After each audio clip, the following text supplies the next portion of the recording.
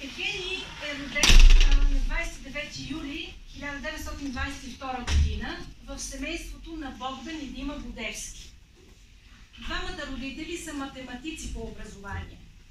Богдан е високо квалифициран предприемач, който усвои от баща си Ганчо Будевски интерес към химията и по-специално към производството на взривни материали.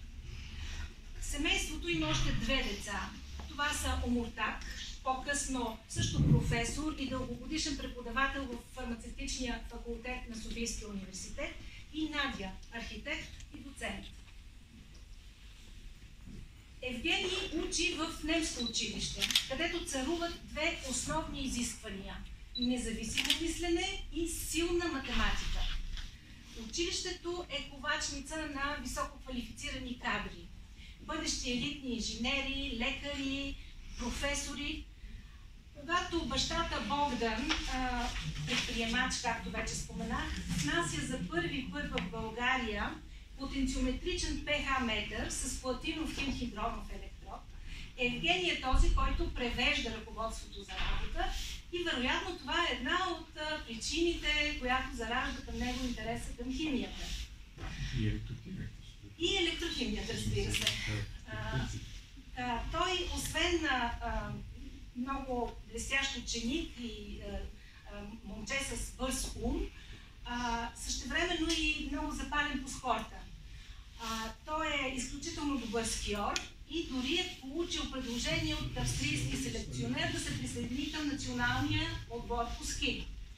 Но избухва Втората световна война и това може би е причината за неуспеха или за предотвратяването на една блестяща спортна кариера и участие в Олимпийски игри, защо не, което пък е в полза на електрохимията.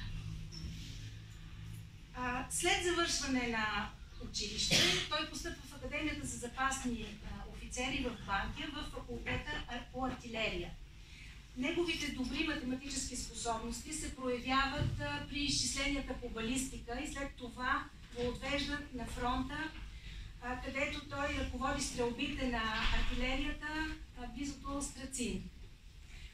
За проявена смелост при отстраняване на прекъсната свързочна връзка в особено опасна ситуация, Евгений е награден с военен кръст и Георгиевски кръст.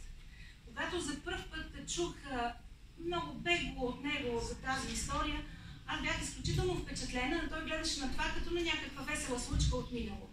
Такъв беше. След това започва неговата научна кариера.